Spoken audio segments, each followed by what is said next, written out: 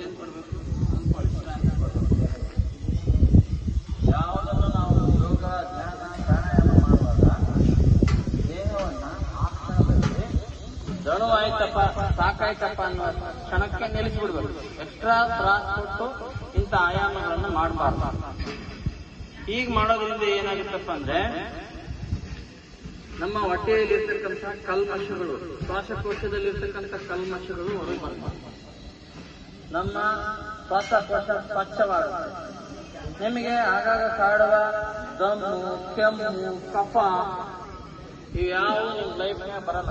ದಿವಸ ಇಷ್ಟೇ ಮಾಡಿದ್ರೆ ಸಾಕು. ಯಾರಿಗೆ ದಮ್ ಇರುತ್ತೆ, ಉಸಿರಾಟದ ಸಮಸ್ಯೆ